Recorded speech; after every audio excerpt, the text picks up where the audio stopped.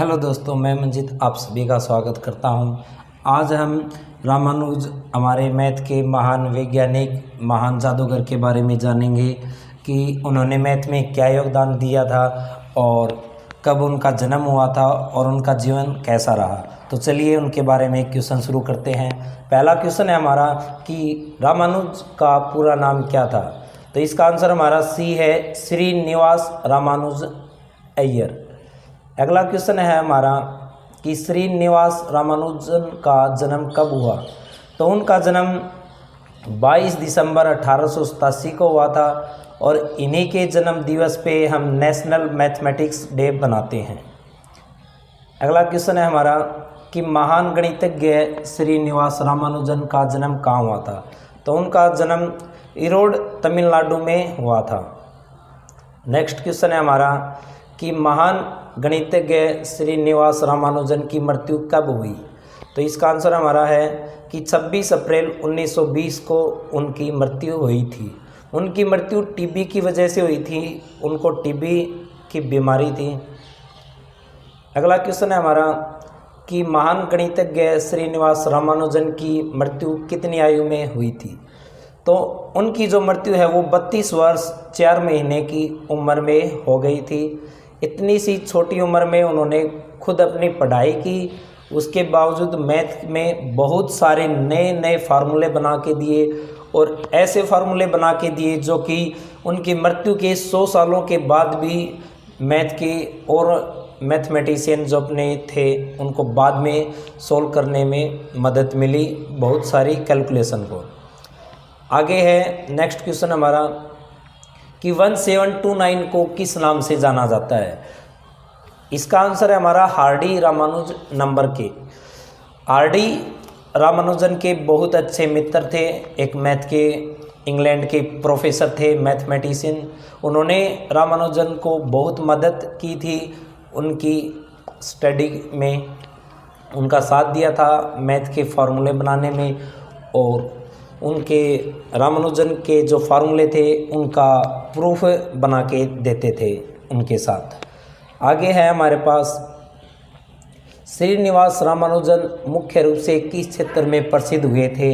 तो उन्होंने नंबर के पार्टीशन पे बहुत अच्छा काम किया था, सराहनीय काम किया था। तो इसका आंसर हमारा है B, number theory. Next question हमारा है कि Ramanujan series are specially useful for calculating. कि रामानुजन की जो सीरीज उन्होंने डिस्कवर की थी उनका किस कैलकुलेशन में काम आती हैं। तो इसका आंसर है पाई। पाई की वैल्यू कैलकुलेट करने में मदद मिलती है। अगला क्वेश्चन है रामानुजन ने किस प्रकार की भिन्नों का गहन अध्ययन किया था, किस प्रकार के फ्रैक्शन पे काम किया था।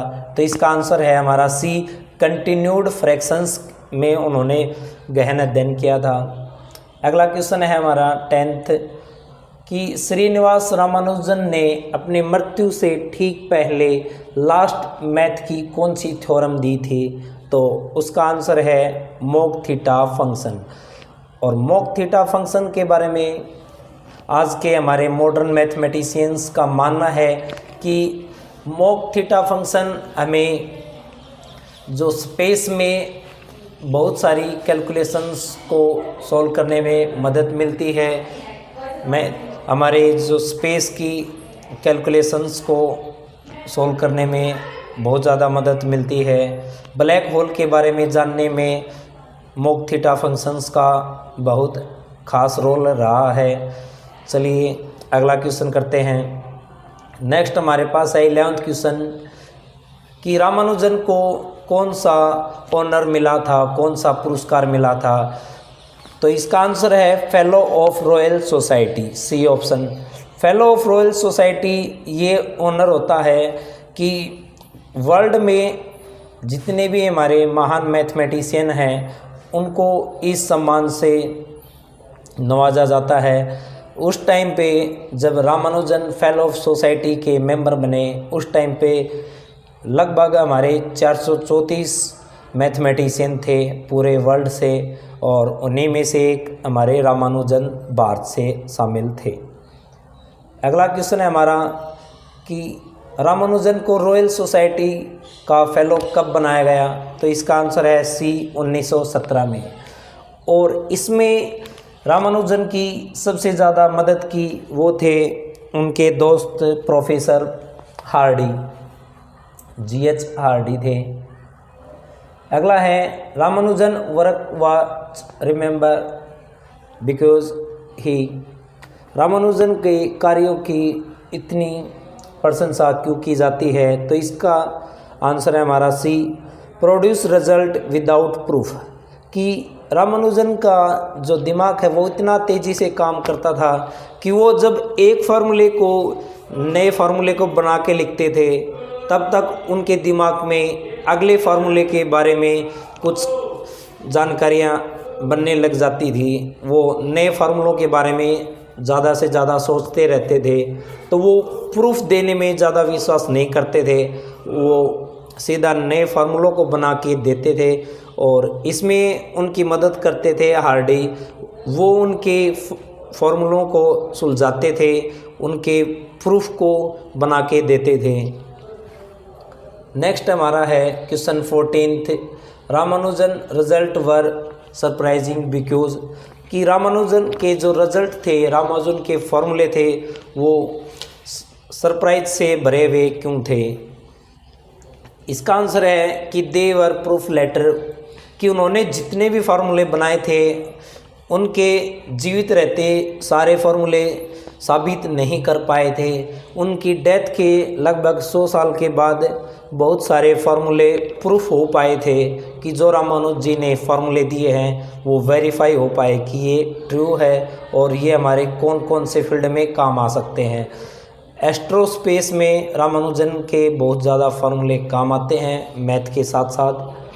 चलिए अगला क्वेश्चन करते हैं। रामानुजन किस विश्वविद्यालय से जुड़े हुए थे? तो इसका आंसर है इंग्लैंड के कैम्ब्रिज यूनिवर्सिटी से रामानुजन ने बहुत ज़्यादा अपने रिजल्ट नए फार्मूले बनाए थे। अगला है कि रामानुजन को इंग्लैंड किस वर्ष बुलाया गया था? तो इसका आंसर है हमारा है सी 1914 में। हार्डी जी ने बहुत ज़्यादा प्रयास किए थे कि वो रामानुजन को इंग्लैंड बुलाएं और उनकी फाइनेंशियली मदद करें, क्योंकि रामानुजन आर्थिक तंगी बहुत ज़्यादा रहती थी, एक गरीब परिवार से थे। तो रामानुजन को हार्डी जी ने इंग्लैंड बुलाया था और उन्हें वो सम्मान दिलाया जिसके वो हकदार थे। अगला है हमारा क्वेश्चन, रामानुजन को इंग्लैंड भेजने में किस संस्था ने सहायता की थी? तो जैसा कि हमने कहा रामानुजन बहुत गरीब परिवार से थे, तो उनके पास इतने पैसे भी नहीं थे कि वो इंग्लैंड जा पाएँ। तो इसकी मदद उस टाइम पे यूनिवर्सिटी ऑफ मद्रास ने की थी। वो उस टाइम पे यूनिवर्सिटी ऑफ मद्रास से जुड़े हुए थे। अगला क्वेश्चन है, रामानुजन किस प्रकार के गणितज्ञ थे? तो इसका आंसर है सेल्फ टेस्ड मैथमेटिशियन। रामानुजन ने 12th तक की पढ़ाई की थी। उन्होंने कुछ ज़्यादा शोध नहीं किए थे। उन्होंने 12th के बाद खुद पढ़ाई की। उनके बाकी सब्जेक्ट बहुत ज़्यादा कमज़ोर थे, तो इस वजह से वो आगे की पढ़ाई नहीं कर पाए। नेक्स्ट क्वेश्चन हमारा है कि रामानुजन के पिता का क्या नाम था? तो इसका आंसर है हमारा सी कुप्पुस्वामी श्रीनिवास अय्यर। नेक्स्ट हमारे पास है रामानुजन की माता का क्या नाम था? तो इसका आंसर है कोमलतमाल। नेक्स्ट हमारे पास है कि रामानुजन की पत्नी का क्या नाम था? तो इसका आंसर है सी जानकी अम्मलम। अगला है कि GH हार्डी किस देश के थे? GH हार्डी इंग्लैंड के थे, जो कि रामानुजन के बहुत ही खास दोस्त थे और उन्होंने बहुत ज़्यादा साथ दिया था रामानुजन का कि मैथ के नए फार्मूले वो बना पाएँ और उनकी फाइनेंशियल प्रॉब्लम सॉल्व हो पाए। अगला यहाँ पे यही क्वेश्चन रहेंगे हमारे जो अहम क्वेश्चन थे और रामानुजन के जन्म पे ही हम 22 दिसंबर को नेशनल मैथमेटिशियन डे मनाते हैं। और इतनी कम उम्र में वो खुद से भी पढ़े और अपने देश का नाम रोशन किया और मैथ की दुनिया में बहुत ज़्यादा सराहनीय काम किया। इतनी कम उम्र में अगर वो इतना काम कर सकते हैं तो ज़रा सोचिए, अगर वो अपनी पूरी उम्र लगभग हम कहें 80 से 90 साल अगर वो जीवित होते तो मैथ को आज कितना आगे पहुंचा सकते थे। चलिए दोस्तों, अगली वीडियो में मिलते हैं। आज की अपनी यहीं तक रहेगी क्लास।